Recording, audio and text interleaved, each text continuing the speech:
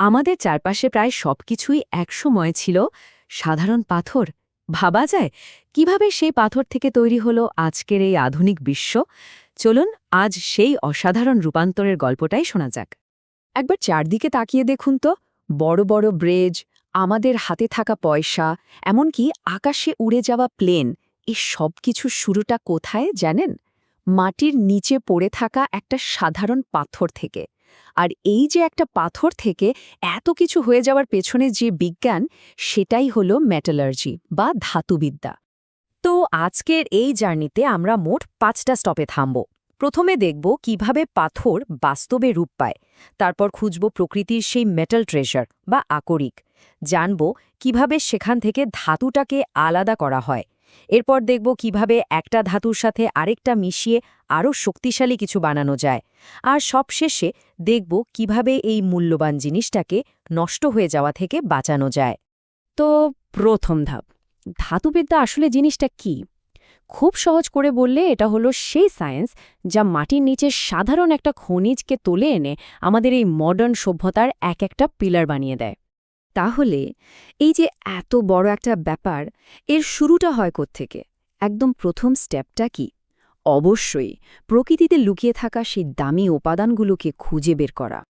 আচ্ছা, এখানে একটা ব্যাপার কিন্তু পরিষ্কার করে নেওয়া দরকার। মিনারেল আর ওর মানে খনিজ আর আকরিক দুটো কি একই জিনিস? না, ব্যাপারটা এমন, প্রকৃতিতে যত সলিড কেমিক্যাল পাওয়া যায় সবই মিনারেল বা খনিজ, কিন্তু যে মিনারেলটা থেকে সহজে আর লাভজনকভাবে ধাতু বের করা যায় শুধু সেটাকেই আমরা বলি ওর বা আকরিক।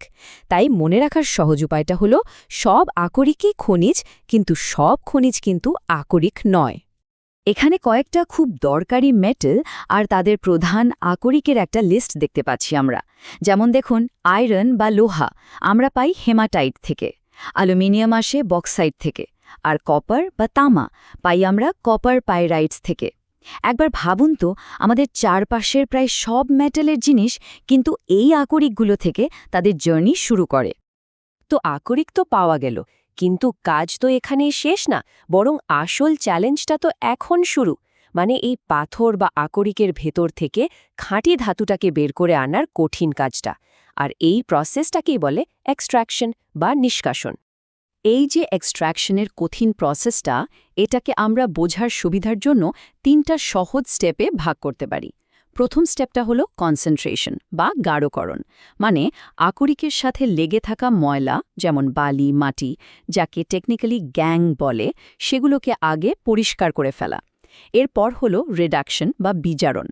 এই ধাপে আকরিকের সাথে যে অক্সিজেনটা লেগে থাকে সেটাকে তাড়িয়ে দিয়ে আসল ধাতুটাকে আলাদা করা হয়।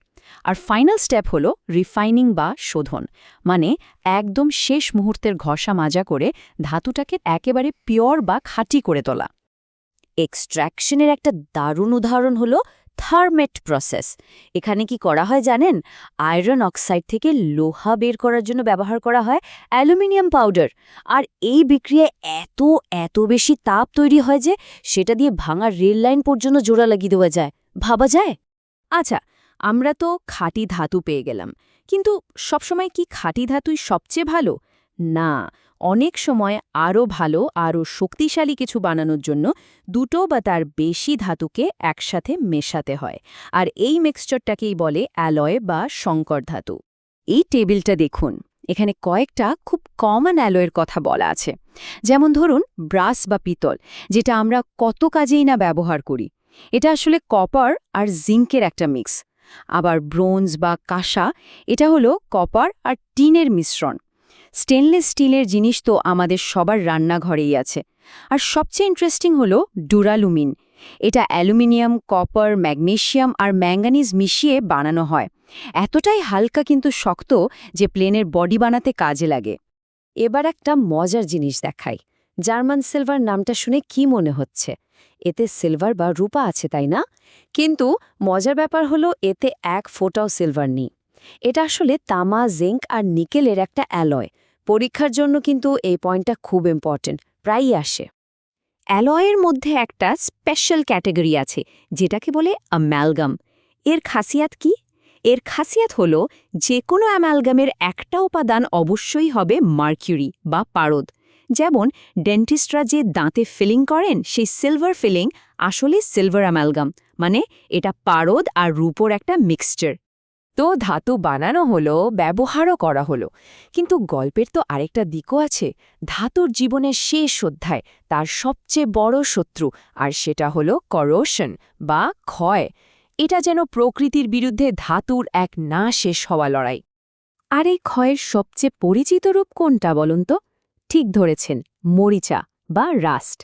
লোহা বা স্টিলের কোনো জিনিস যদি পানি আর বাতাসের কাছে আসে, তখন এর উপর যে লালচে বাদামি রঙের একটা আস্তর পড়ে, সেটাই মরিচা। এর কেমিক্যাল নামটা একটু জেনে রাখা ভালো, হাইড্রেটেড ফেরিক অক্সাইড। তো এই যে মরিচা ধরে সবকিছু নষ্ট হয়ে যাচ্ছে, এর সমাধান কি? উপায় আছে, আর সবচেয়ে পপুলার উপায়টার নাম হলো গ্যালভানাইজেশন। ব্যাপারটা খুব সিম্পল। লোহার উপর জিঙ্ক বা দস্তার একটা প্রোটেক্টিভ কোটিং বা প্রলেপ দিয়ে দেওয়া হয়, ব্যাস।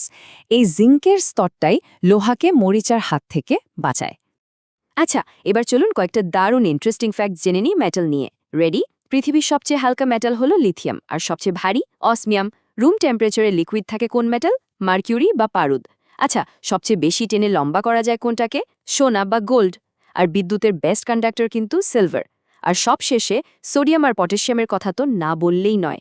এরা এতটাই রিঅ্যাক্টিভ যে এদেরকে কেরোসিনের নিচে ডুবিয়ে রাখতে হয়। তো একটা সাধারণ পাথর থেকে শুরু করে তাকে বাঁচিয়ে রাখার লড়াই পর্যন্ত ধাতুর পুরো লাইফ সাইকেলটাই আমরা দেখলাম।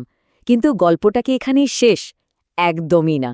একটা প্রশ্ন কিন্তু থেকেই যায়, ভবিষ্যতে এমন কোনো সুপার অ্যালয় আবিষ্কৃত হবে যা আমাদের টেকনোলজির দুনিয়াকে আবার নতুন করে বদলে দেবে? ব্যাপারটা ভাবার মতো, তাই না?